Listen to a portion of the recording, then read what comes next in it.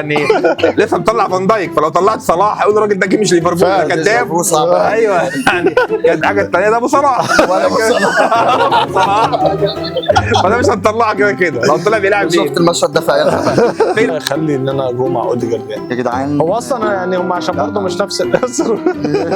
قول بس يا انا عايز اقول حاجه. لا يعني انت شكلك كاتب فان دايك كده انت يا صاحبي. يا اخي فان دايك كده انت يا صاحبي كشفت. هي لا طبعا جامد جدا، وكان راجل مدريدي ومدريد صبر عليه كتير لحد اول ما يئس راح منفجر. بالظبط. فبمناسبه يا اسطى بتعمل ايه يا اسطى؟ يا اسطى الدخان طاير يا اسطى. يا اسطى شكلنا يا اسطى. ده انتاج مغني على مسرح طلعوا دخان. احنا النهارده هنتكلم عن ايه؟ النهارده مش هنتكلم. امال هنعمل ايه يا اسطى؟ اقفل يا ابني. تلك بطوبه عارف بطوبه من بعيد. متجمعين علشان نقلد الناس الاخرين في تحديات دور ال 16، ايوه وهنعمل تحدي دور 16 لاكتر لاعب كان مساهم مع فرقته في الدوري الانجليزي السنه اللي فاتت. فاحنا علشان احنا داخلين فعلا في الانترو بتاع الدوري الانجليزي كمان اسبوعين، فاحنا كده هنعمل ريكاب نفتكر ايه اللعيبه. هنبتدي بالقرعه طبعا، كل واحد فينا على جنب كده كاتب اسم اكتر لعيب هو مقتنع ان هو ده كان اكتر لعيب مساهم مع فرقته السنه دي. اي نعم. وهنبتدي نشوف كده القرعه هتجيب انهي لعيبه قدام بعض في الاخر زي دور ال 16 في اي بطوله يعني. السلام عليكم ورحمه الله، ازيكم يا جماعه عاملين ايه؟ يا رب دايما متجمعين في خير وعلى خير، وحلقه جديده وبدايه سلسله حلقات جديده بتاعه تقييمات بره الصندوق. انت شاركت كذا مره، جيمي اول مره بقى يبقى موجود في الستايل ده من الحلقات. ازيك يا خلود؟ عامل ايه؟ نور خلود المندوب مش عارفين نقول ايه والله. ازيك يا جامايكا؟ ذكر عامل ايه يا حبيبي؟ الحمد لله على الله السلامه. يسلمك حبيبي. ازيك يا روجو؟ انت جيمي عامل ايه؟ ذكر روجو بركه الحمد لله حبيبي. كده. ازيك؟ انا بقول لك ازيك يا روجو بتقول له ازيك يا جيمي؟ ايوه بقى لي كتير ما شفتوش برضه. ده كان صديقي في بالظبط. التحديات. نخش في حلقه النهارده تمام. يلا نبدا يلا بينا. باول ماتش. بسم الله. اسحب يا جامايكا اول يلا. فرقتين. عشان الشفافيه والمصداقيه. ولا اي شفافيه اصلا البتاع ده عارف مقعر. ماشي. شوكولاته معاك. رودري. رودري من الاول من كده. اولها ده انت يا نهار اسود. ادوار اقصائيه. فكرت اللعبه. فكرت اللعبه. معانا اول لعيب. اول ماتش طلع ماتش على بعض. ماشي. مش عارف احنا عملنا داخلين اوف. في الانجاز كده. يا لهوي. مين يا اسطى؟ يا لهوي ده احنا ولعنا البطوله. بالمر. بالمر. اوف. البطوله ولعت. يعني بالنسبه للستايل بتاع الحلقه ده يعتبر كانه نهايه مبكر. ده احنا فاينل. بس احنا مش عايزين نحرق الاحداث. هي اتحرقت. احنا بنبوظ الاحداث حضرتك. انت هتسحب المجاميع كلها. لا يا باشا هو الماتش التاني. الماتش التاني. ماشي. دي اول واحد، ده ويليام صليبه. و الضيف اللي معانا ده صوت طالع؟ لا يعني اكيد الناس اتعودت على الموضوع ده. برونو فرنانديز. حلو. برونو فرنانديز. حلو. ماشي يا باشا. كده عشان بعد كده هنرميهم في الباسكت. ماشي. يبقى ده تاني ماتش كده. يلا يا روجو. اوكي. معانا النجم الكبير فان دايك. اوه. حلو. حلو. اكيد مش طلع قدامه يعني. بس بقى اوديجارد. اوه. حلو. مراكز مالهاش اي علاقه ببعضيها خالص. ماشي يا باشا. ترجمه. ماشي يا باشا. اللي بعده. يلا يا جماعه. بتعملوا ايه؟ احنا بنعمل انا جنبكم قاعد في التحضير 8 فرق. هنطلع 8 بص يا فرق. صاحبي، انت دلوقتي لما بيبقى في 16 فريق في البطوله كل اتنين بيلعبوا بعض. دي شجره اهي. ده هيلعب ده وده هيلعب ده، كسبان هيلعب بعض. وده كمان واتنين كمان كسبان هيلعب بعض. الاسابيع دلوقتي ليه مأجلين؟ هو بيعمل الفرق كلها المجاميع. القرعه بنطلع الماتش. ماشي. عندك هالاند. انا بسحب الناس بس. ايه يا اسطى؟ انا جاي ابوظ اللعبه. صلاح بقى يلا. عايزين حد بقى حنين عشان ايه؟ كوكو كوريا. صلاح. يا جيمي انت عاوز يا جيمي ده يا حبيبي. لا عد لي الحلقه. موجهه. عد لي الحلقه دي عشان حلقه بسيطه. بعد كده احنا خلصنا الناحيه دي فيهم واحد في الفاينل. اوكي. رودري، بالمر، ويليام صليبا، برونو فرنانديز، فان دايك، اوديجارد، هالاند، صلاح. ده عامله زي اليورو دي. عارف انت اللي احنا كانت ناحيه مولعه والناحيه الثانيه انجلترا كانت بالظبط. فاهم قصدي؟ بالظبط. ومعانا فودن. اوكي. ومعانا يا باشا نعمل كده بس عشان الناس افتكر ان احنا بالظبط ولا يمكن بالمنظر ده نبقى قاصدين بالظبط. صلاح سقع مثلا. بوظنا حلقتنا. ده مين ده يا اسطى الخط المنايل؟ إيزاك. ايزاك ايزاك وفودن. يعني يلا يا عم روجو. ومين سعيد ديكلان رايس. سعيد الحظ؟ اوبا. ديكلان رايس نمرة ماشي. 18 ماشي. وهيقابل اوليسي، مايكل اوليسي لاعب حلو. كريستال بالاس حلو او البايرن. المنتقل الى البايرن. يلا بينا. ماشي. سعيد الحظ رقم اوعوا يا جماعه تكونوا قفلتوا والنبي احنا تعبانين. دي بروين. دي بروين. مم. دي بروين. دي بروين وسون. انت انا قاسي قوي يا جيمي. انا جاي ابوظ المطوشه نار. الماتش قبل الاخير. الاخير خلاص. لا ده الاخير. دول الماتش 3 الأخير. اهو. تصدق انا بس صغرت خطي. ساكا. حلو. حد فيكم فاكر مين الوحيد اللي متبقي ال 16 اللي لسه ما اتقالش اسمه؟ برونو جروماريش ولا لا ده ما حطيناهوش في الاخر. واتكنز. واتكنز. احنا قلنا ساكا. ساكا هيقابل واتكنز. مستر واتكنز. دي ناحيه يعني تعتبر فقيره حقيقه. لا كويس شغال هي بس. اذا ننتقل الى المباراه الاولى يلا وهي مباراه بس أجيبك. رودري وبالمر. بالمر. مين هيبتدي بقى؟ اللي عكها يبدا بيها. هو الصراحه والله العظيم يعني الراجل إيه؟ تكلم فافصل. يعني عمل لها مجموعه الموت كلها. لا الناحية دي بالعكس وبتاع، انا عمل دوري ابتديت بقى المفاوضين. خلاص روجو بقى يبتدي. لا اتفضل يا عم. لا يا عم روجو يبدا احنا. ابتدي انت يا جيم. طب انا ممكن ابتدي بفودن وإيزاك على لا انت اللي انت عملته فينا ده ضد كده. اصل يعني الاثنين يعني محطتين في الفرقتين ايوه حقيقي. يعني مؤثرين جدا. يعني ما هتقول حد. اشرح الاول وبعدين يعني اتكلم على كل واحد زي ما انت عايز الاول وبعدين لا يعني بالمر كان يعني الترانسفير اللي حصل من السيتي لتشيلسي السنه اللي فاتت، ويعني الراجل اكتر واحد جايب اجوان في الفريق وما كانش متوقع الصراحه يعمل الانفجار ده كله. يعني جوارديولا كان يعرف غالبا ما كانش ماشي بالظبط. يعني فكان مفاجاه كبيره جدا ومن الشباب الكوادر. طبعا لان جوارديولا عبقري زمان. لا بس عشان عنده ناس كتيره برضه يعني. وخناقات جوارديولا دي جايه في حلقات. معلش ما هو عنده فودن برضه. انا اصلا اوريدي قبل كده. معلش لا ونتخانقها تاني. هنقدر نتخانق كده يا اخي. سامحوا بقى يا اخي بقى. معلش ما عنده فودن نجم برضه ونفس السن ويعني يمكن اكبر شويه بس يعني نجمه برضه. ورودري طبعا يعني عصب الفريق يعني مش عمود الفريق. عصب الفريق واي فريق. يعني واي فريق بالظبط. فيعني واخد اليورو مع اسبانيا لو دي برضه بس هي دي مالهاش علاقه. لا احنا هنا بنتكلم دوري انجليزي بس هو يعني الصراحه عمود من اعمده النادي يعني. طب مين فيهم لو اتسحب من فرقته الفرقه تتاثر اكتر؟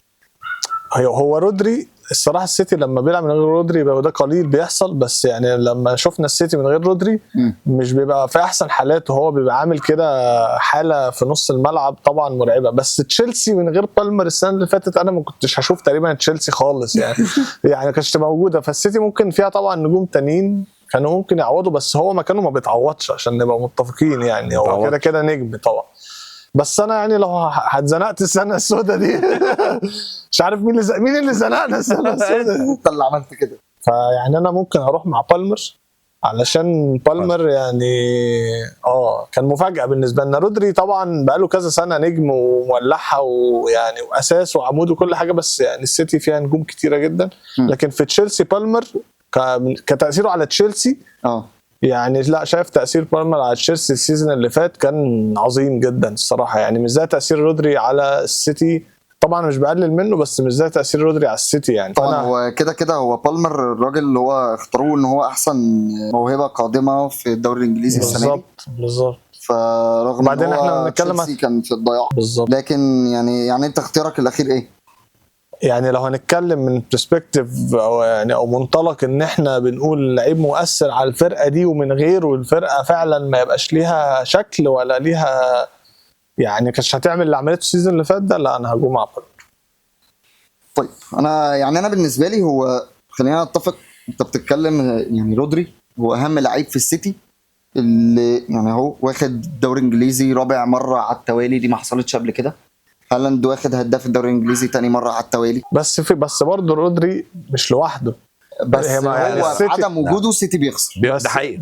طبعا انا معاك، بس هم بالمر انا مفيد. يعني لو افترضنا تعالى، يعني انا الارجيومنت بتاعتي مبنيه على ايه؟ لو افترضنا ان بالمر مثلا اهم لعيب في تشيلسي ورودري اهم لعيب في السيتي، لما بتشيل الاثنين الفرقتين بينهاروا، بس لما الاثنين بيبقوا موجودين السيتي بيتحول لفريق شبح. مش مجرد بكسب، بس انا عايز اسال سؤال، انا هو من بخسر اللي بكسر الدنيا. بس هو رودري انتوا متفقين ان هو اهم لعيب في السيتي ولا في لعيب اهم منه في السيتي؟ انت لو سالتني شخصيا هقول لك رودري. بس دي هنجيلها. اه لا ما بس احنا قدام. مش هنجيلها، ما هو احنا في الماتش بتاعهم يعني رودري اهم فريق في السيتي يعني هو ولا؟ رودري ممكن يقابل هالاند في السيمي فاينال لو الاثنين كملوا، ها؟ وممكن يقابل دي بروين في الفاينال لو دي بروين وفودن. كمل. وفودن. ممكن. فانت عندك لعيبه السيتي اللي هتيجي في المواجهه كتير. بس خلينا نقول يعني انا بصراحه انا الفوت بتاعي رودري، حلو. فانا هنلعبها في ملعبك انت اللي هتحسم يا معلم. زي ما ديربو قال، هو انت تشيل رودري من السيتي، لا فريق تاني خالص، فعلا صحيح. فريق تاني خالص، صحيح. دفاعيا وهجوميا صحيح. كل حاجه. يعني هو هيبقى ما كانش ياخد بس الدوري بس الانجليزي. هيخش دوري بس إنجليزي. بالمر عمل هيخش حاله الشامبيونز السيزون ليج اللي اللي فات. بالمر بقى ما قدرش يوصل تشيلسي الافضل من انه بالظبط. يكون ماشي، الفريق بس رقم ما 10 بالمر ولا ده 9. عنده كام سنه يا حبيبي، وده لسه ماشي. اول سيزون نايس، يعمل فيه كده. نايس. فكتأثير يعني رودري مؤثر جدا طبعا، بس بقاله سنين مؤثر برضه كلها. بس بالمر مفاجاه. عمل مفاجأة. حاله كده من التأثير عنيفه يعني. بس هو بالمر هو تشيلسي، بالظبط رودري مش هو السيتي. بالظبط، ده اللي بقى عشان كده انا معاك. ما قلت لك لو هنتكلم معاك. من منطلق انه مؤثر للفريق. بالظبط، بالمر هو تشيلسي. يعني انت هتقول تشيلسي هيقول لك السيزون اللي فات هتقول بالمر، لكن هتقول السيتي ممكن انت تقول رودري، انا اقول هالاند، ده روجو ما يقول أنت- فودن، فممكن نختلف. فما ينفعش اقول رودري هو السيتي برضه. بس لو انا عدم وجودي مع فرقتي يساوي ان غالبا ما كانتش تكسب الدوري، بالظبط. دي كبيره. طبعا انما انت كبالمر لو ما كنتش موجود مع تشيلسي كان العاشر بقى كام؟ 12 13. كنت لسه اقول كده، اللي هو يعني بدل بقيت الثامن هو كده كده متنايل بنيلة. مش فارقه يعني ثم انت كمان المقارنه ظالمه قوي بالمر. انت وجهة بتتكلم نظر على برضه. لعيب من احسن 5 لعيبه في العالم عامه، اللي هو مش بتتكلم بقى مثلا في أيوة. نص الملعب او في الارتكاز او لا لعيب. لا انا مش بتكلم مستواه ثابت. لا انا كان ردي ان هو مش كلاعب، انا بقارن في التأثير. بس لو هو كلاعب رودري طبعا يعني في حته. لا هو احنا بنتكلم فعلا على يعني موضوع الحلقه هنا مش ان مين الافضل، ما أنا هو فاهم. مين اللي كان بالظبط. دوره مع فرقته اهم، بالظبط. وزنه مع فرقته اهم، او أضاف لفرقته اثر إن هي انا يعني تحقق الموسم اللي فات ايه.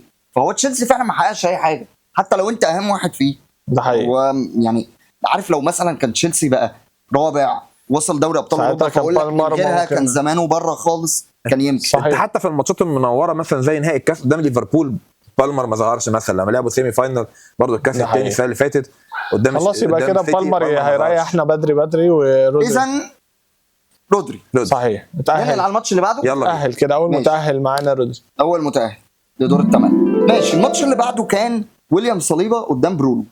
ابدا حلو. انا. يلا اتفضل. بينا. ماشي. خلينا زي كده بالترتيب حلو. يلا. ماشي. ويليام صليبه قدام برونو فرنانديز.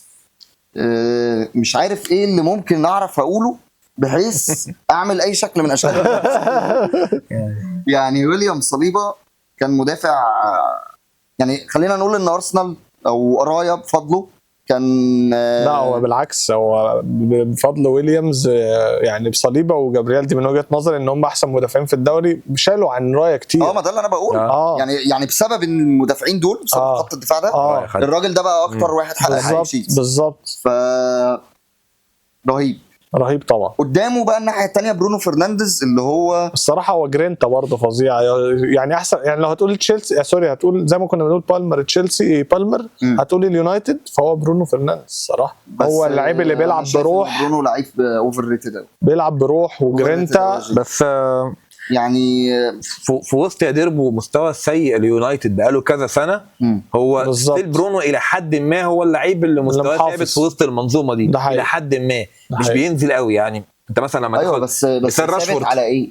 ثابت على ايه؟ ان هو عنده كونسيستنت شويه في ارقامه وفي مساهماته وفي تاثيره مع الفريق، عكس مثلا تشوف راشفورد ممكن يبان موسم قوي وثلاث اربع مواسم يموت. يعني انا بقول لك انت لو قررت مثلا على مستوى اوروبا تختار اللعيبه اللي في مركزه، لو قلنا ان هو لاعب رقم 10 لا طبعا مش هيبقى فيه مثلا كام اسم بيسبقوا كتير. لا كتير ده حقيقي. كتير قوي كتير حقيقي. فا اوفر ريتد في ايه؟ اوفر ريتد مش ان انت لعيب ميح، اوفر ريتد في ان انت اللعيب اللي متبروز لفريق زي مانشستر يونايتد، ده اللي المفروض هيشيل يونايتد، اللي ما عندوش مهاجم. يعني هو المفروض نجوم يونايتد مين هجوميا؟ برونو وراشفورد. عشان كده بقول لك راشفورد اقل بكتير من اللي هم، وراشفورد مش كونسيستنت تماما، خلي بالك يعني. يعني السنه اللي فاتت راشفورد كان شبح مش موجود اصلا يعني. انا ويليام صليبا بضمير مرتاح. برضه هقول لك طبعا اصل ويليام صليبا كان احسن مدافع السنه اللي فاتت في الدوري الانجليزي فنيا وقياديا. بالظبط. هو بقى زي تاثير فان دايك في ليفربول، هو ويليام صليبا مش بس فنيا هو لعيب عالي، لا كمان هو تحس قائد خط الدفاع، قوي بدنيا، سريع. بفضله زي ما انت قلت رايح خد كلين شيت، احسن اكتر جون خد كلين شيت. لا وعلق جابرييل جنبه حتى مع فرنسا في كاس اوروبا كان عامل مستوى عالي جدا، وكان شايل وراه بمكانه. فلا وبرده صليبه بضمير مرتاح. انا برضه ثلاثيه الصراحه يعني. باي باي برونو، باي باي. يعني انا مش عارف يعني، طب اصريته ليه على دخوله؟ يعني انا كنت عشان نخرجه، ما احنا اللي كان مكانه كان هيترفض برضه قدام صليبه بصراحه. يعني هي على القرعه دي كان ناس كتير قوي تكسر قدام ويليام صليبا. بالظبط. طيب ماتش مين؟ صعبه دي. فان دايك ده اول مواجهه بقى شويه. فان دايك واوديجارد. لا مش للدرجات دي. ورانا شغل بكره. يعني بصراحه تاثير اوديجارد السنه اللي فاتت مع ارسنال يا روجو تاثير كبير. لا حقيقي ليفربولي، ما انا ليفربولي، بس عيب والله، عيب لما تيجي الانفيلد يا اسطى. ما انا يعني لازم اقول الحقيقه برضه. وبعدين يمكن تلعب معاك وتروح تصور من هناك وتعمل حلقات وبتاع. اشتري لبكره يا اسطى. انت رايك كده؟ لا ما رايي ابيع نفسي. ابيع بالنسبه لي يصير الجدل يا باشا. ابيع نفسي. لا طبعا فان دايك يعني طبعا هو اللي شايل دفاع ليفربول مقارنه باللي كان بيلعبوا جنبه السنه اللي فاتت. نرجع تاني وافكرك، احنا مش بنتكلم مين الافضل، احنا بنتكلم مين كان غيابه بالظبط. يعني اسحب اوديجارد من ارسنال، اسحب فان دايك من ليفربول. اسحب اوديجارد من ارسنال، ما كانوش هيوصلوا برضه اللي وصلوا السنه اللي فاتت. ماشي. لان هو اوديجارد هو برضه قايم بدور كبير قوي في نص الملعب زي دور دي بروين مع السيتي. اوكي. بيدافع كويس وعامل حلقه وصل كويسه جدا في الهجوم ما بين خط النص وما بين الثلاثه بتاع الهجوم، مساهمات تهديفيه. لا وشوط من بره الصندوق كابتن الفريق ككابتن. طبعا بقول لك هو اسيست وجوان خطير. وحتى ككابتن للفريق هو ليه دور قيادي كبير بصراحه. فنقلت ارسنال وتاثير اوديجارد فيها السنه اللي فاتت اكبر من تاثير فان دايك مع ليفربول. يعني جت الاسابيع الاخيره فان دايك ما قدرش يشيل لوحده، خلاص اكتر من كده مش قادر يا جماعه. يعني جنبي كوانسا او بيودع عليه كوناتيه، مش قادر يشيل لوحده. العمليه فتحت. فان دايك من اول الموسم مش مع ليفربول. لا كان ممكن يبقى اسوء من كده طبعا. موسم كارثي كمان، موسم كارثي يعني. لان انت انك تبقى منافس. لا خالص طبعا. كل حد طبعا لا. كام منافس طبعا؟ لا اخر 5 ماتشات تقريبا. لا يا 5-6 ماتشات مثلا. طيب كنت هتوصل لدي؟ لا كان زمانك العاشر مثلا. مش هوصل، بس هم عشان اخر 5-6 ماتشات اقول اوديجارد. يعني لو ما يرضي الله اوديجارد فضل مكمل لغايه اخر نفس بصراحه. لعيب بيلعب كل الماتشات اساسي. خد ثقه ارتيتا انه يبقى كابتن الفريق في سن صغيره. تغير حتى في شخصيته في طريقه لعبه، بعد ما كان اللعيب اللي هو سوري طري يعني، لا بقى لعيب ناشف بيخش في كل كوره وبيلتحم. فانا شايف تاثيره مع ارسنال لو خدناه بالمنطق ده اكبر من تاثير فان دايك بسنه شويه عن ليفربول السنه اللي فاتت. بسنه مش كبيره، بس اوديجارد يكسب. انا اتفق مع روجو الصراحه واروح مع اوديجارد برضه. خلاص كده خسرتوه. خلاص بعت الراجل اللي ليفربول سنين. انا فان دايك عامه دفاعيا مش حاسه فان دايك بتاع كل السنه. لا بس السنه اللي فاتت كان عالي قوي بصراحه. كان عالي بس فعلا يعني برضه كان لا ليها فوات وغلطات يعني مش اللي احنا متعودين. وبالعكس اوديجارد كان لا يعني كان خطير الصراحه مع ارسنال ونص ملعب يعني فعلا حلقه وصل ما بين الدفاع والهجوم، واعتماد ارتيتا عليه الكبير. يعني كل ده يخلي ان انا اجو مع اوديجارد. يعني يا جدعان هو اصلا يعني هم عشان برضه مش نفس الاسر. بس انا عايز اقول حاجه فعلا. لا يعني انت شكلك كاتب فان دايك كده. انت يا اخي فان دايك كده انت صاحبي كشفت. هي طبعا جامد جدا، وكان راجل مدريدي ومدريد صبر عليه كتير لحد اول ما يئس راح منفجر. بالظبط. فماشي لعيب خطير ما قلناش حاجه، بس لا يعني ارسنال كلمه السر فيه المنظومه بتاعته بارتيتا بالشغل اللي هم عاملينه. تمام. بتشيل ساكا، بتشيل مارتينيلي، بتشيل اوديجارد، بتشيل اسمه ايه ده كاي هافرتز. اوديجارد ما بيتشالش على فكره، ما بيتشالش، بس ما تخيلش ان الفرقه هتنهار من غيره. هتتاثر وعشان وده طبيعي لانه في الاول وفي الاخر احنا متفقين ان النجم كبير ولذلك هو اسمه موجود هنا، هتتاثر. بس فان دايك من غير ليفربول، من غير فان دايك لا ده مش تاثر، انهيار. تمام، انهيار. يعني انت بتتكلم في فرقه الثالث. بس مين اوديجارد لو شلته مين هيلعب مكانه في ارسنال النهارده؟ مفيش، ما بيطلعوش اصلا. بالظبط. لكن فان يعني دايك هيلعب باثنين مهاجمين، يلعب 4-4. ما دي مش خطه، هو كده هو ده مش طريقه لعبه يعني انت شفت يعني فيك كمان غير كل ده، هو اوديجارد اصلا لعيب رقم 10. من الحاجات الصعبه جدا في اي خطه لعب انك تحول لعيب رقم 10 لعيب رقم 8. بالزبط. صعبه جدا بدنيا حتى عليه بتبقى صعبه جدا. كون ان هو تكيف مع الوضع ده وبقى بدنيا من احسن اللعيبه اللي في الدوري الانجليزي بوكس تو بوكس، وكمان بقى خد ثقه ارتيتا انه يبقى مدرب، وارتيتا من المدربين الخشنين شويه في التعامل يعني، او اللي هو عنده كاريزما، فيبقى اكيد لازم الكابتن بتاعه عنده كاريزما برده. ده تطور مرعب على فكره. اوديجارد مش سهل، لعيب 10 بلياقه مش اقوى حاجه تحوله 8 لعيب اساسي كل الماتشات. على فكره انا الاختيار صعب عليا، بيقطع قلبي بيقطع قلبي من صوت فان دايك. تخسر يا باشا يعني لا انا مقتنع ان الاساس كبير، بس ماشي. هي الماتشات فيها مفاجآت، احنا كده عندنا حوار. وانا المفروض ابتدي برضه. لا بقى نرجع العكس بقى، وهي فين هي مصايب. يلا جايه لك برضه. طب انا اعمل ايه يعني؟ انتوا تحطوني في رودري وبالمر، جاي تحطوني في هالاند وصلاح. ابن بلدك، ما حطيناكش والله. ابن بلدك يا جيمي، هالاند وصلاح. لا ما تاثرش عليك. لا انا كده يعني انا هقول قراري وبعد كده واجري. انا كده هجوم مع صلاح يعني. الله كده يعني. الله يا ابن بلدي، عشان صلاح طبعا مؤثر في السيتي اكتر من هالاند يعني. شفايفه. لا السيتي فيها ناس كتيره جدا ممكن تحط جوان. اوكي كتيره جدا يعني. وهالاند يعني احنا كلنا متفقين متهيألي ان هو مش لعيب ولا لمسه ولا بتاع، واحنا قلنا ان ده مش مطالب منه قبل كده في حلقات قبل كده. هو راجل مطالب منه الجرة تجيله في رجله في ال 18 متقشره يحطها جول، فينيشر مرعب. بنور عليك، احنا متفقين على ده. حلو قوي. بس هو تأثيره، وده شفناه على فكره السيزون كتير اللي فات كتير جدا، ان هو ما بيلمسش الكرة لمستين على بعض، ما بيعملش حاجه. وممكن الاجوان تيجي من دوكو، من فودن، من دي بروين، من برناردو، وحلول بتيجي من ناس كتيره جدا من كتر ما هو الى حد ما بيتهرش في الماتش. فانا مش شايف ان تاثيره يعني زي تاثير صلاح مع ليفربول. صراحه صلاح مع ليفربول اكتر تاثير جدا. وكمان صلاح اتطورت عنده مؤخرا حته ان هو بقى اكتر من ان هو عايز يروح للجون ويجيب اجوان، بقى ان هو بيدي وبيصنع فرص لزمايله يعني، وثروهات ولونج بولز صراحه يعني ولا اروع يعني.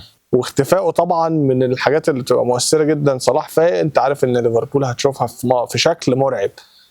صلاح مش فايق، بتلاقي ليفربول مش لاقي حلول لكن العكس في السيتي. جوارديولا عنده في السيتي دايما لا ممكن هو قعد اصلا قبل هالاند فتره بيلعب من غير مهاجم. هو قعد شهرين السنه اللي فاتت اصلا، بس لما اتصاب وكان بيكسب، كان الفاريز والفاريز كان فعلا ينزل بديل يولعها. فهالاند مش التاثير العنيف. طبعا هو لعيب فينيشر مرعب وارقام جوان السيزون اللي قبل اللي فات كمان بالذات ارقام مرعبه، بس مش اللعيب اللي لو شلته من السيتي هينهار خالص. لا في لعيبه في السيتي تشيل وتشيل وتشيل. رودري اللي انتوا طلعتوا بالمر قصاده والله يردها لكم. فودن نجم صغير يعني قدامه مستقبل باهر. برناردو سيلفا اللي ما بيتعبش ولا دوكو اللي بينزل تلت ساعه يقلب الدنيا ويعمل 5 اجوان و3 اسيستات وحاجات كده. لكن صلاح مين قول لي مين لما صلاح مش هيبقى موجود هيبقى يعني جوتا. طب جوتا بس يكمل شهرين على بعض. انا نفسي يكمل على فكره يعني جوتا ودياز وبعدين لو لا وبعدين معلش يعني لو هنتكلم بقى مش على السنه اللي فاتت بس هنتكلم على ال7 سنين اللي فاتت. هنتكلم على السنه اللي فاتت يعني انا فاهم بس قصدي يعني لو هندي بقى بصه يعني لقطه كده لصلاح، لا يعني مين كونسيستنت ومكمل وبقى اسطوره فريق زي صلاح يعني. معلش هالاند لسه ممكن يبقى التأثير وكده، بس فانا هجوم مع صلاح. قول يا اسطى اللي نفسك فيه، انا شايفها محشوره. هي واقفه هنا، واقفه له هنا. قول يا حبيبي. والله يا صاحبي هقول لك حاجه. حاول يجملها. نوع الحلقه بتاعتنا دي فكره ان هو احنا مركزين مين لعيب افضل ولا مين لعيب مش افضل، احنا مركزين مين من غيره الفرقه تروح في ده بالظبط. فهنا لا كلام جيمي ينطبق.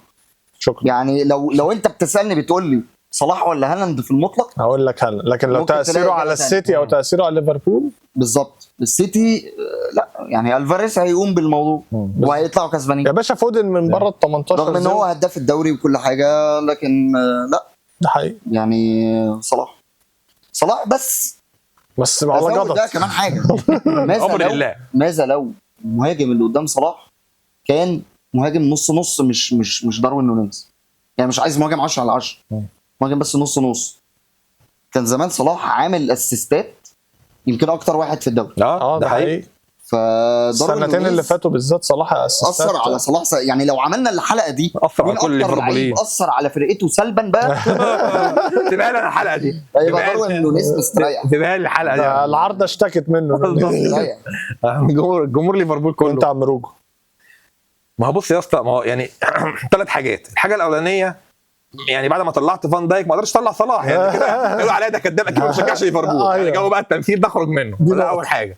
ثانيا ده ابو صلاح، فما ينفعش برضه بقى من كان هنعمل نفسنا فير ونقول بحق. لا انا عادي بقى حكايه ابو صلاح ومش ابو صلاح ولا ابو صلاح. ده انت ولا اي هو الراجل بيتكلم عن نفسه، ولا اي صلاح في الموضوع. هو بيتكلم عن نفسه. ثالث حاجه، لا دايما فعلا اتكلمنا، هو فعلا تاثير صلاح في ليفربول تاثير مرعب مع تجديد. بص انا يعني 3 حاجات. هقولهم يعني اقول الحاجه الاولانيه، قول يا عم روج. تاني مره انه يعني لسه مطلع فان دايك، فلو طلعت صلاح هيقول الراجل ده مش ليفربول، ده كذاب. ايوه يعني كانت الحاجه الثانيه ده ابو صلاح ولا ابو صلاح. فده مش هنطلعه كده لو طلع بيلعب مين. شفت المشهد ده فين قبل كده. الحاجه الثالثه طبعا لا هو رقم 1 في هجوم ليفربول وتاثيره باين. يعني متوقع صلاح ايه مع سولت ولا اسمه مع سلوت؟ هيبقى تاثيره في الاسيستات اقوى شويه من تاثيره في الهجوم يعني نجيب اجوان. ليه؟ لان سلوت عنده كره مختلفه شويه عن كلوب بيعتمد على الكره اللي هي ايه المباشره السريعه، فصلاح بينطلق من الجناب ونحاول نعمل هجمه مرتده ونجيب اجوان. عايزين نبعت لهم الولا وسام ابو علي. طيب نخش على الماتش اللي بعده. يلا بينا. فودن وايزاك. حاجه عجيبه جدا، هالاند خسر بثلاثيه. فودن وايزاك. دور انا. دورك انت. كنت انا وخش. طيب فودن وايزاك الماتش اللي بعده، وده كده اول ماتش من الناحيه هناك. تمام. طيب هو ايزاك لاعب، هو طالع هو يمكن اكتر لاعب عمل اسيستات في الدوري وهداف الفريق اللي هو نيوكاسل، ومهاجم او لعيب يعني هجوميا قوي جدا وسريع جدا ومؤثر طول الوقت حقيقي. في الماتشات الكبيره موجود ما بيختفيش. ده حقيقي. نظام لعب او اسلوب لعب نيوكاسل يعني مصعب عليه الموضوع شويه. انا حاسس ان هو لو في فرقه مثلا زي برايتون يمكن كان بقى باين اكتر واكتر كمان. صحيح. طبعا واضح ان انا كل اللي بقوله ده بقوله علشان افرش. لا عشان تختار فودن. بالظبط كده. طب ايزاك. لا والله هو لو فعلا ارجع واقول لك، هو لو الاختيار فودن ولا ايزاك كلاعب هختار فودن، يمكن مش بسهوله قوي بس يعني هختار فودن. انما تأثيره لفرقته تاني هنرجع في نفس قصه السيتي منظومه معفرطه، يعني كل لاعبتها ولاد لذينه في كل المراكز، غياب اي واحد باستثناء هو رودري الوحيد اللي اقول لك اللي بغيابه الفرقه بتقع جامد، ملوش بديل فعلا. انما فودن مش موجود الفرقه هتتاثر، بس هتنهار ولا لا؟ ايزاك نيوكاسل من غير ايزاك لانهي درجه يتاثر؟ برضو ارجع واقول لك نيوكاسل برضو منظومه وفرقه اهتمامها دفاعيا اكتر بكتير من اهتمامها هجوميا، فيعني ممكن يكون برضو ان الفرقه دي بغياب ايزاك ما تنهارش قوي يعني. قول ما تتكسفش. لا والله انا محتار فعلا جدا. لعيب عندك لعيب الاجابه فودن، عندك لعيب هداف وسريع وقدامه لعيب مهاري عالي جدا حريف في الاوقات الحاسمه ابن لذينه بيخلص في اواخر دقائق عادي جدا، على الشمال على اليمين في العمق. لا فودن لعيب طبعا كلاعب لا هو اجمل. انا اللي محتار فيه مين اثر مع فرقته اكتر، مين في غيابه الفرقه تتاثر اكتر سلبا. شفت بقى مش عارف تقول زي ما كنت انا قاعد شايف فان دايك واوديجارد. هي صعبه، هي مستغرب انا قاعد ساكت. لا والله صعبه ومحيره جدا. يعني ايزاك ليه لقطات وفودن ليه لقطات. يلا بقى جو فور واحد خلاص جو، حتى لو بفرق صغير زي اوديجارد كده. انا حسيت قلت لك بفرق صغير قوي عن فان دايك، يعني من باب اشعال الجدل هقول ايزاك. حلو. مين بقى انا ولا انت؟ انا تقعدش تشكر في جوارديولا كتير، تذم في الراجل وبعد كده تقول انا شكرت فيه فين؟ انا ما جبتش اسمه اصلا. هو الراجل بيكسب باي حد يعني. لا ده بالجول. موجود ده موجود ده والله انا خوفي والله يطلع الجمهور شبهك. يا ابني ده معاه لعيبه سوبر هيروز. لا هم سوبر هيروز من غيره. لا فودن ده هو اللي عنده واحد زي فودن. هو يعني هو كان لو في اي فرقه ثانيه ما كانش بقى لعيب جامد. لا ما كانش بقى لعيب جامد كده طبعا. طبعا لا طوره جامد طبعا. طيب. واخده عيل صغير يعني ما بقى مش كده خالص يعني. طب ما مشي بالما ماشي ما عشان عنده عشان كان عاوز يمشي. يعني تخيل بقى الرميه عامله ازاي. لا هو واحد جاي بيقول له مش عاوز اقعد احتياطي، قال له لا انت لسه صغير قعدك احتياطي ما ينفعش. بس هو اللي عامله. خلينا في موضوع. طيب خلينا في موضوع ماشي. بص لما اجي افكر هشوف بقى مين اللي كان بيلعب يعني ورا المهاجمين او ورا هالاند في السيتي. فكان برناردو وفودن ودوكو وجريليتش. بصراحه الثلاثه كانوا بعاد قوي عن فودن. لا يعني حتى دوكو ظهر في لقطات لكن ما كانش مستواه ثابت ولا كونسيستنت. هيبدلوا على بعض برضو. بص الاسامي ايوه بس على فكره الدكه. ايوه بس فودن كان غير فودن بعيد عنهم. مش حتى برناردو لعيب يعني نمطي شويه تكتيكي اكتر، فهو برناردو ودوكو وجريليش في كفه وفودن في كفه، فهو مأثر جامد مع السيتي قوي. لا يعني فرق معاهم جامد. مش في السيتي ما ياخدوش الدوري الانجليزي. لا يفرق، ممكن ما ياخدوش. في ماتشات كانت تقع منهم وفي ماتشات كان بينزل يحط فيها هاتريك. يعني انا اتفق مع روجو يعني مش زي هالاند هنا هقول يعني لسه يعني كنت لسه اقول لك يعني انا في هالاند قلت لو اتشال دافع يا جدعان ما يأثرش. بس انا شايف ان فودن لا بالذات السيزون اللي فات هو كان مرعب، كان في مستوى تاني خالص من المهاره. هالاند هداف الدوري الانجليزي بس ده يعني خد احسن لعيب في الدوري الانجليزي السنه اللي فاتت بالظبط وده احسن هداف. فانا مش هقدر اكسكلود بس دخل قدام مين؟ دخل قدام صلاح. مش هقدر اكسكلود فعلا احسن لعيب في الدوري الانجليزي قدام ايزاك برضه يعني مش قلبي مش يعني لو كان هالاند قدام ايزاك كنت هختار هالاند على فكره. يعني ما هو عشان انت مضطر تحسب ان ايزاك لعيب اقل. بس طب نيوكاسل من غير ايزاك ماشي يعني هيبقى طبعا عندهم ويلسون عندهم ويلسون برضه على فكره. لا ويلسون على فكره كل ما بينزل بيحط برضه ماشي يعني بس مش هيقدر يعمل اللي ايزاك بيعمله. وعندهم برونو جروماريش الكره يا جماعه. ايزاك مش مجرد وبعدين معظم اجوان ايزاك عنده مستين كويسين قوي. مش مجرد مهاجم، ده بياخد الكره من نص الملعب ويشد الفرقه ويروق. بين اقول للجمهور ايه وثاني حاجه انه معدل تحويله للفرص عالي.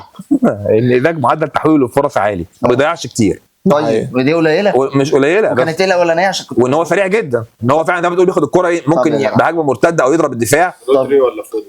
ما احنا هنجيلها لسه هنجيلها مش هنجيلها. ما هو في ارجع اقول لك هو لاعب يعني اللي انت بتقوله ده هو ده ايوه 16000 جنيه فلوس عندك. طب ما انت اللي انت بتقوله ده ايه يميز امبابي غير بس راح لاعب مين؟ ما هو راح لاعب فودن. ما انا بقول لك انت رايح تلعب لي فودن. فودن لا كان عالي قوي السنه اللي فاتت، كان يعني اكستريم قوي السنه اللي فاتت مش زي اي موسم. فانا اختار فودن. وانا كمان اختار فودن من غير اي ما انا خلصنا في كل الكلام. طيب يبقى فودن. تنقل للماتش اللي بعده. يلا روجو. مين ده؟ ديكلان رايس بيلاعب مايكل اوليسيه. تفتكر هتحتاج كثير من النقاش؟ لا بصراحه لا. يعني مايكل اوليسيه موهبه كبيره بس يعني لا رايح البايرن برقم برضه كبير قوي 50 مليون تقريبا. لا وكريستال بالاس كان هيبقى فين يعني وكان هيبقى في هو طول عمره في الحته دي ما طلعش منها. ده حقيقي. بس هو كان منور قوي السنه اللي فاتت وكان كذا نادي في انجلترا عاوز يشتريه فطبعا كان لعيب مميز. بس ديكلان رايس هو يعني لو رودري مش موجود في الدوري الانجليزي كان هيبقى احسن لعيب نص ملعب في الدوري الانجليزي. كمان السنه اللي فاتت فاكر ان انت في اول الموسم ما كنتش مقتنع انه هيضيف لارسنال وانا اللي كنت بقول لك هيضيف جدا وكنت بتقول ان هو ما نفعش قوي مع ويست هام. ما نفعش قوي مع ويست هام صح ولا غلط؟ صح. انت بقى لو كنت بقى صبر القطع على المقتول كنت هقول لك ان هو بقى ارتيتا طور فيه حته كويسه جدا السنه اللي فاتت ان هو ما تحاولش بس اللعيب اللي هو بيقف ورا يحمي قلبين الدفاع. لا شفناه ان هو كان مؤثر في جوان كتير. لا هو شويت وبيشارك بالظبط. ولما كان بيلعب توماس بارتي كمان كان بيلعب كلاعب رقم 8 جنب اوديجارد يكمل جوه منطقه الجزاء يشوط حط جون بالراس مؤثره. مثلا الجون بتاع اخر ثانيه في مانشستر يونايتد الجون بتاع اخر ثانيه في لوتون فهو طوره ما جابوش قال لك ده اللعيب اللي هو يحمي قلبين الدفاع والباقي كله يهاجم. صحيح. فعشان كده التطور ده طبعا بالظبط. انا متهيألي احنا مش هنختلف على ديكلان رايس. احنا الثلاثه يعني محسومه ماشي يستحق. نخش على الماتش اللي بعده يا عم جامايكا. دي بروين وسون. خدها برضه انت برضه اللي اخترتها على فكره. انتوا بتعملوا فيا ما انت على فكره اللي بتطلع على فكره كله اللي انت بتبدا بيه دايما انت اللي مختار. سون بس اللي هو هتعمل منكم بقى. انا بقى خلاص. وانت كل مره تيجي تقول لي مش عارف ايه. طب ليه؟ ما انا مش هسيب. علشان سون مؤثر مع توتنهام اكتر خصوصا بعد مشيان هاري كين. فده لو شلته يعني ما فيش حد بيحط. هو جابوا تيمو فيرنر بس مؤخرا بس برضه يعني سون يعني سون هو يعني اللي لو حد يعمل حاجه بيبقى 80% هتحصل من ناحيه سون. فهو كتاثير طبعا سن في توتنهام. دي بروين هنرجع نحطه في حاله هالاند اللي هو نفس اللي لو اتشال في منظومه. لا فودن مؤثر هو ورودري، ده احنا خلاص مش مختلفين عليهم واحنا عشان كده اهلناهم. لكن دي بروين وهالاند احنا هم في المنظومه اكتر منهم. طب هو حصل فعلا في اول الموسم ان دي بروين اتصاب فتره ورجع في الكريسماس تقريبا. ماشي. الفتره اللي كان متصابها دي كان شكل السيتي من غيره عامل شغال حلو جدا زي الفل.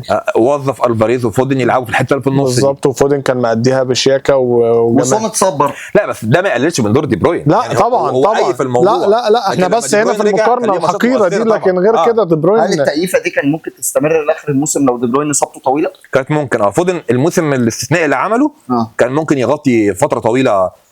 ودي بروين قعد شويه عقبال لما يرجع برضه، كان تخنان سنه كده. وكان على فكره عاوز اقول لك احسن ماتشات عملها فودن الفتره اللي كان بيلعب فيها ورا بس انا مش حاسس ان سون يعني للدرجه دي من غير توتنهام كتاثير توتنهام.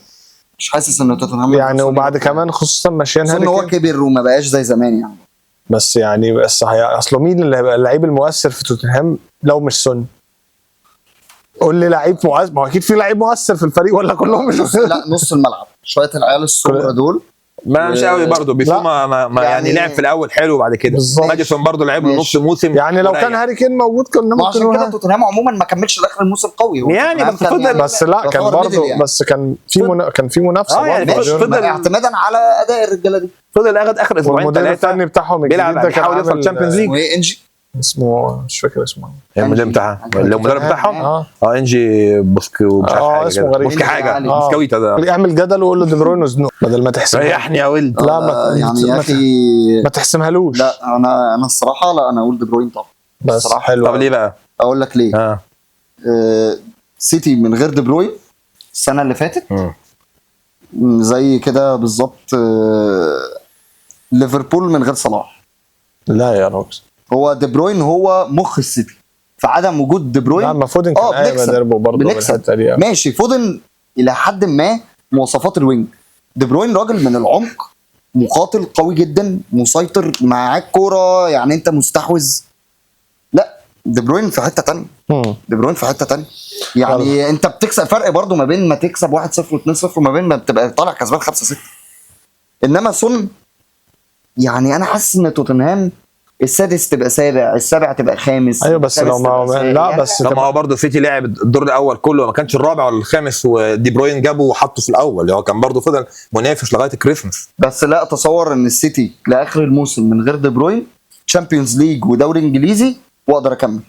يعني انت مش شايف ان سون ليه دور كبير في ان توتنهام فضل لغايه اخر اسبوعين 3 بينافس على الشامبيونز ليج؟ السنه دي للامانه انا سون ما ابهرنيش ولا دي بروين. هو صراحه هو ده اقل موسم ليهم هما الاثنين. ده حقيقي. وده كان صعوبه الاختيار. بس احنا بنتكلم بقى في تاثيره للفرقه. هي دي بقى اللقطه يعني. لا يعني فانت رحت مع دي بروين. انا رحت مع دي بروين زنقه كمان عمال حتى 1-1. هو كان تفكير صعب ما زي برضه فان دايك واوديجارد كده. لان زي ما بقول لك كمان بس هو الاصعب بقى انه لو بنتكلم ان فان دايك واوديجارد بيلعبوا واحده من احسن مواسمهم بس اوديجارد احسن شويه. فدي بروين وسون بيلعبوا واحده من اسوأ مواسمهم هما الاثنين او اقلهم مش اسوأ يعني اقلهم. بس اتفق مع جيمي اكتر ان سون تاثيره مع توتنهام لا فريق تاني خالص. يعني انت ما عندهمش اصلا ده فيرو ده نص ملعب مهاجم. هو الراجل قام بالدور الاثنين تقريبا. يعني ماديسون حاول شويه كده لغايه نص الموسم وهنج بالظبط. فاهم قصدي؟ جابوا فيرنر يحاول يساعد شويه. جابوا كوتلفسكي شويه حاول يساعد. ما هو ده اللي انت كنت بتدافع عنه. بس سون نجم. ريتشارلسون بيحاول ينزل يعمل نفسه مهاجم برازيلي وهو اصلا مالوش دعوه بيها. بس السيتي ممكن ما يكسبش الدوري الانجليزي جدا.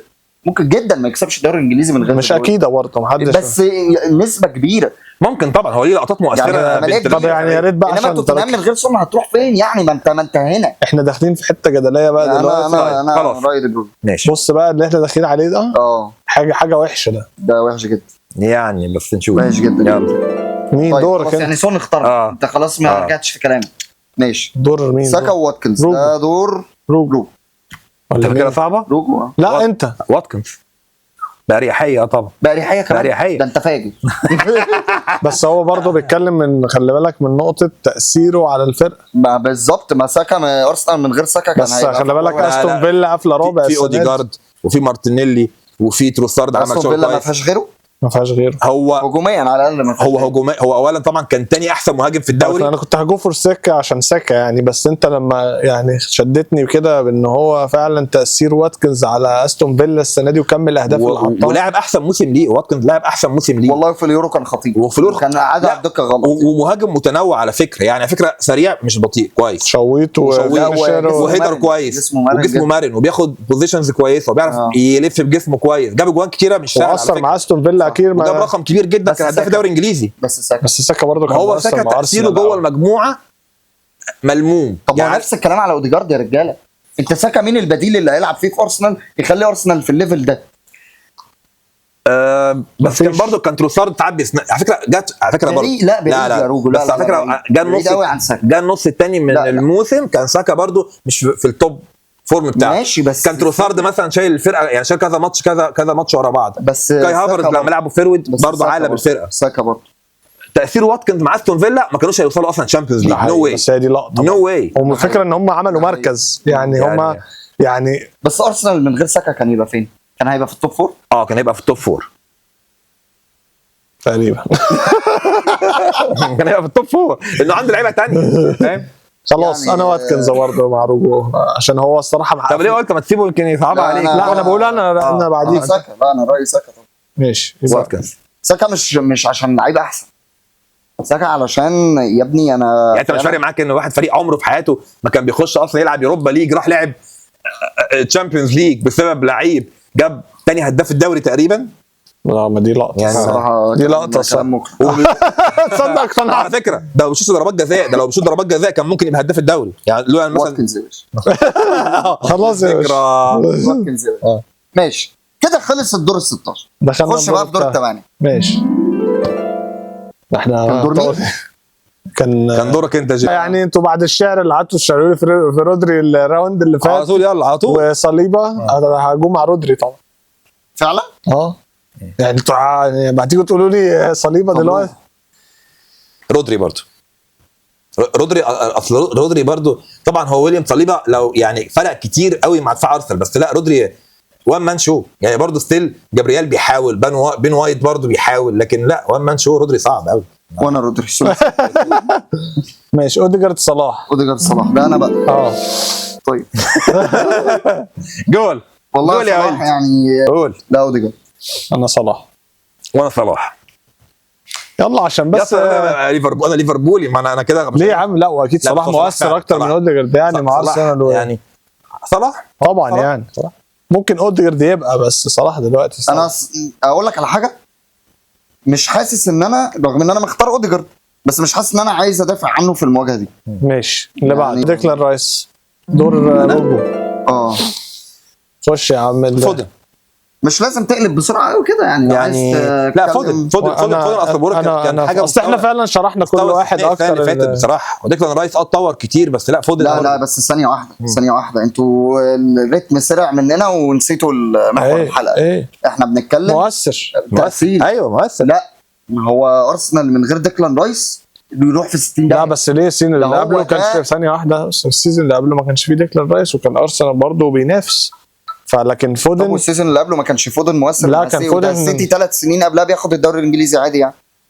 بس هو اصله احسن لاعب في الدوري في اخر 7 سنين احسن لاعب في الدوري الانجليزي. بس انت خد بالك بتتكلم على مين احسن لاعب في الدوري الانجليزي السيزون اللي فات دي برضه. لا ما هو مش كفايه. ما هو انت في الدوري الانجليزي يا باشا طلعتوه. اصل احسن لاعب دي برضه انتوا تاثير اكتر منها ارقام هالاند ممكن يكون بيجيب ضربات جزاء، بيجيب مش عارف ايه، ما يقولش ان هو مستواه حلو، لكن دي احسن لاعب دي انتوا مستوى. يا اسطى ارسنال من غير ديكلان رايس انت مين في نص ملعب ارسنال بيقوم بادوار دفاعيه غير ديكلان رايس؟ يعني الى حد ما لما يكون فيت، بس ما يكونش فيت كتير. توماس بارتي يعني والفرق في المستوى. لا طبعا ليه يا عم؟ ديكلان رايس لعيب شامل اكتر من بارتي طبعا. لا كابتن نني يعني في عدم وجود ديكلان رايس ارسنال ما يبقاش في المكان اللي هو فيه ده. خلينا نقول ان هو برضو عندهم زي رودري وان مان شو. السيتي من غير فودن بياخد الدوري الانجليزي عادي. لا السنه دي اللي فاتت كان هو السنه اللي فاتت كان سبب رئيسي. لا كان ارسنال ياخد الدوري.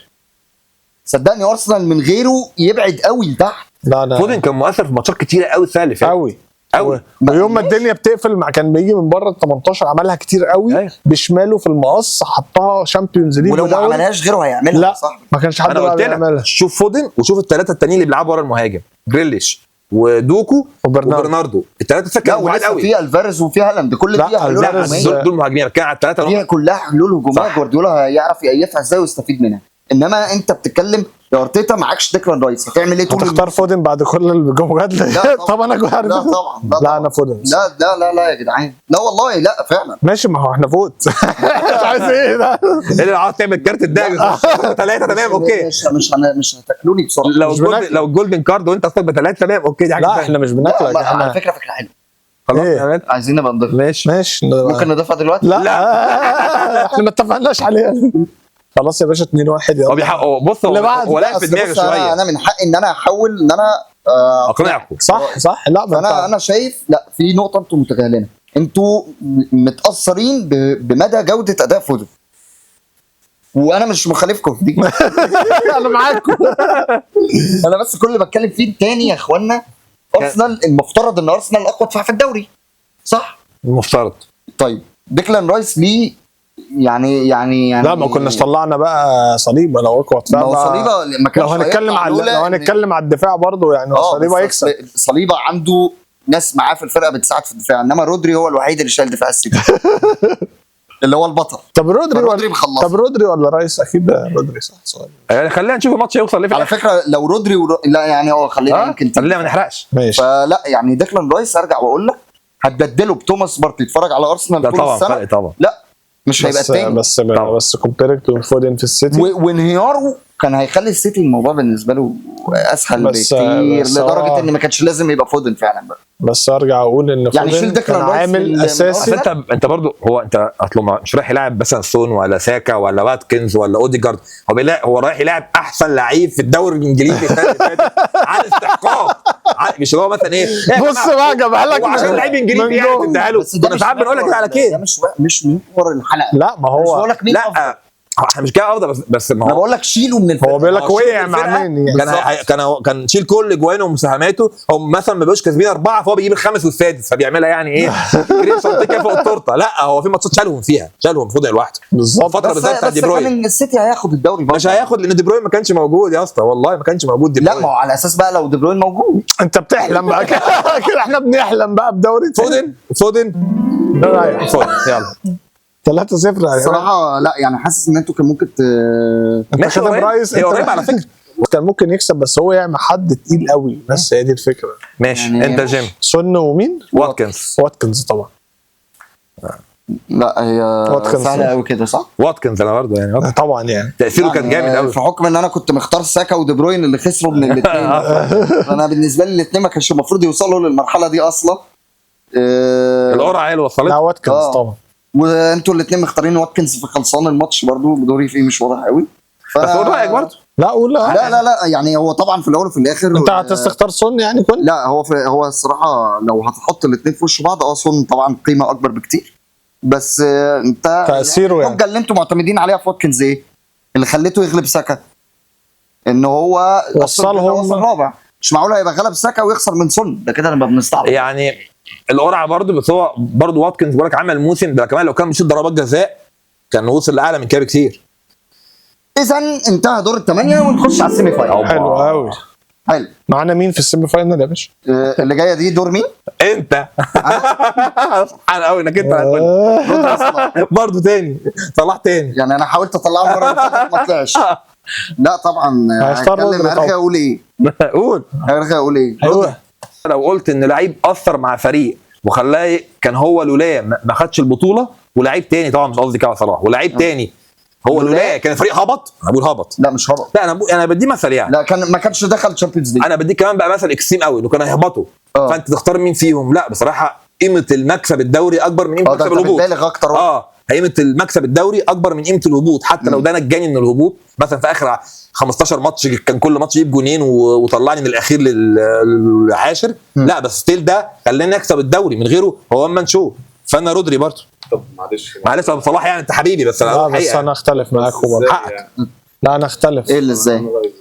انا هختلف معاك يا روجو الصراحه، ومش متوقع منك يعني يا ابو صلاح يا حبيبي قبل اي حاجه يعني في 3 حاجات ابو صلاح يعني وانا ليفربولي وانت ليفربولي ابو صلاح يا انا غلطت غلطت ركبني وبعدين مين لك ابو صلاح وبعدين يعني تخيل انت كده ليفربول من غير صلاح انت برضه ما تفقدش مصداقيتك قدام جمهور. لا انت تخيل ليفربول هنقصها هم عملوا مونتاج ليه؟ بس هو ما كسبش برضه الدوري بسبب رودري. لا ما ده اختلف معاك. من غير رودري السيتي ما ياخدش دوري. طيب خلينا هاخد لك كمان معيار تاني، معيار في منتهى الفير. من غير رودري ما ياخدش دوري. لا كمان معيار تاني انا من وجهه نظري فير جدا. الموسم اللي فات لصلاح ما كانش احسن موسم ليه برضه. هو من تقريبا من النص الثاني من شهر 2 ده اصابات بقى وقصص مش حتى بقى اصابات بعد ما رجع على فكره. وصلاح اتصاب فتره فعلا على فكره. ليفربول ما مشي كويس وحقق نتائج كويسه عشان كان جوتا كان وصل للتوب فورم بتاعه خلاص.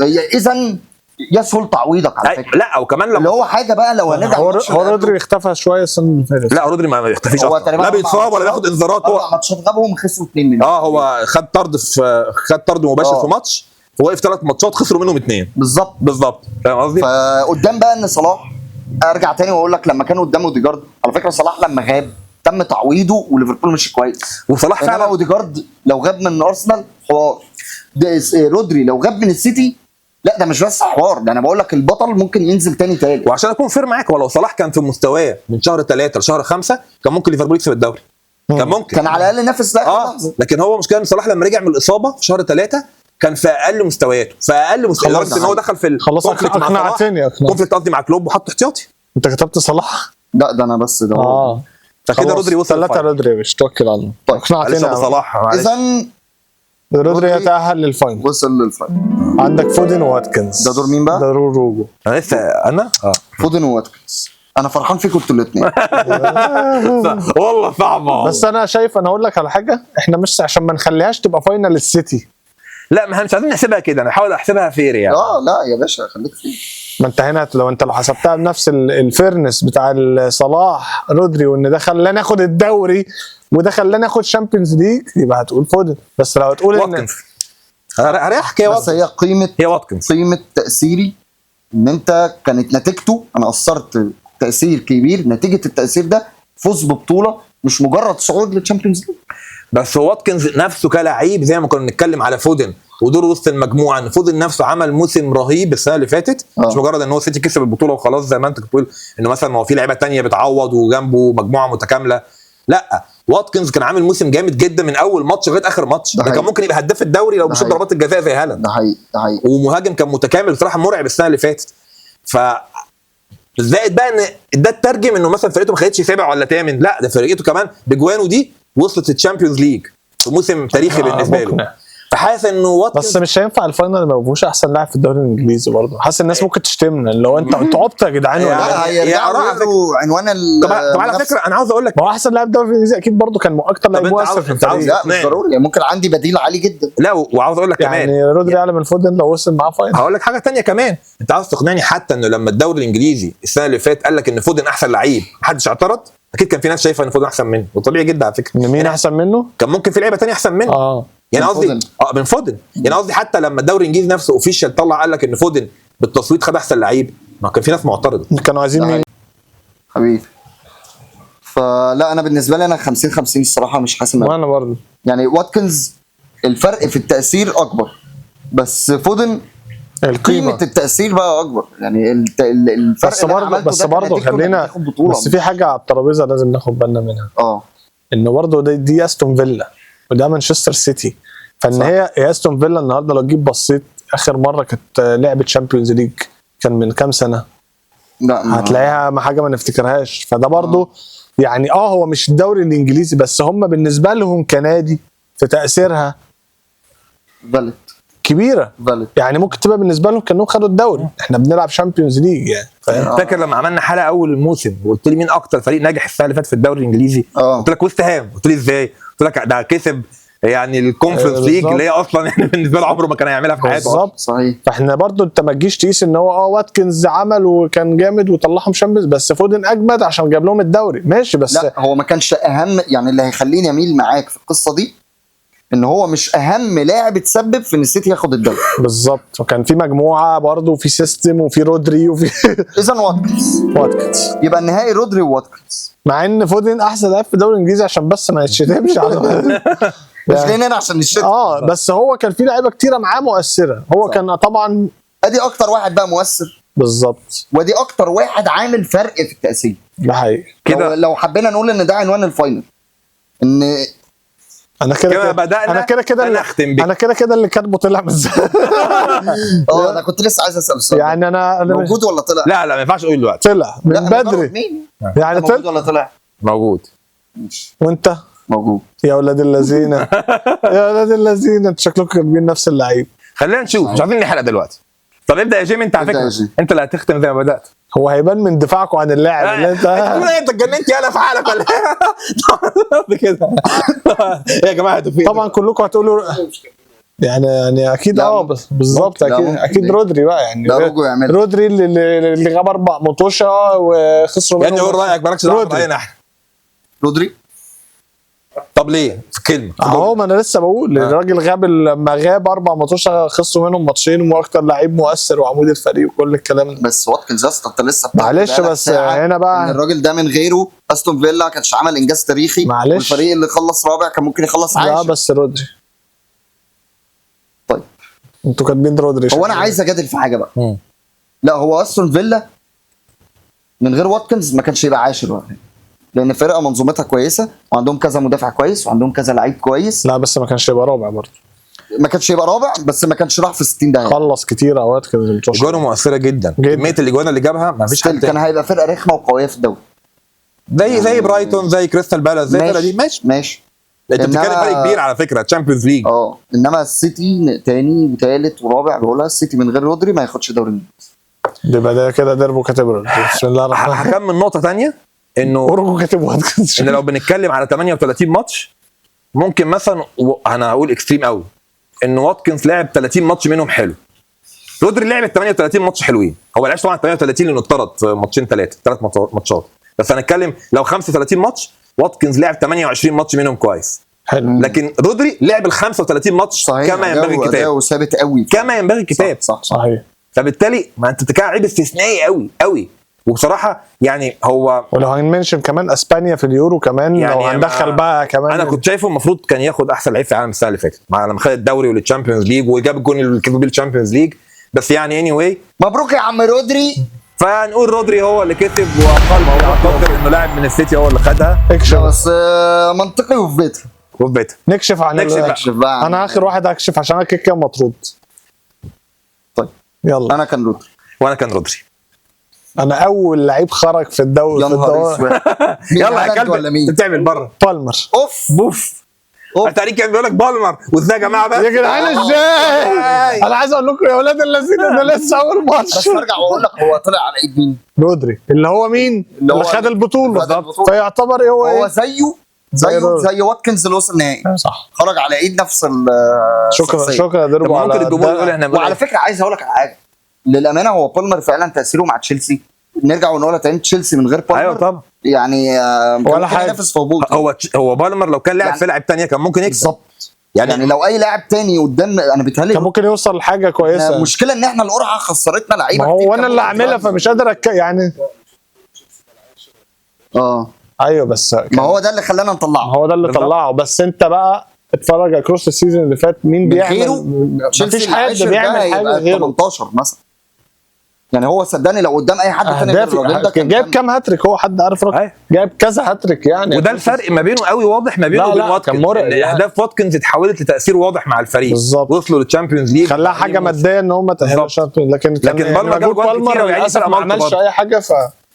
احنا بقى الحلقه الجايه ان شاء الله اكتر لعيب كان تاثيره سلبي، احنا هنقطع في اللعيب فرو اللعيب. عندي كذا واحد من حبايبي لا في شويه حلوين قوي في شويه حلوين قوي ويونايتد هيحضر معانا بقى هنعوض بقى عن اللي خلينا له ممثل بالعافيه في اللعبه. ماشي يعني كانت حلقه والله كانت جميله جدا والله فن، قعدنا كده عملنا ريكاب وعايزين الدوري الانجليزي يجي، وجي مش عليها بالقرعه اللي عملها كمان. جي مش عليها بالقرعه اللي عملها. كانت حلقه حلوه. حلوه واتمنى تكون الناس فعلا عجبتها الحلقه دي. اتبسطت يا خلود؟ الحمد لله مستمتع، اهم حاجه مستمتع اهم حاجه. لا في نهايه حلقتنا طبعا بشكركم يا رجاله، بشكر جامايكا وخلوز طبعا وروجو حبيبي يا درب، وبشكر الناس على الفرجه. اتمنى يكونوا كده اتبسطوا بالحلقه دي. قولوا راينا برضه يعني كومنتاتكم وراكم وافكار للحلقات الجايه والمنافسات الجايه ممكن تمشي ازاي. وطبعا في نهايه الحلقه بنفكركم باللايك وبالشير وبالسبسكرايب وكل الدعم والحاجات اللي بالكم فيها دي. واهم حاجه طبعا زي كل حلقه نفتكر اخواتنا بالدعاء والمقاطعه والدعم والتبرعات وكل ده، وان هم يفضلوا على بالنا اهم حاجه واول حاجه. وان شاء الله نشوفكم على خير في حلقات جديده ان شاء الله. السلام عليكم.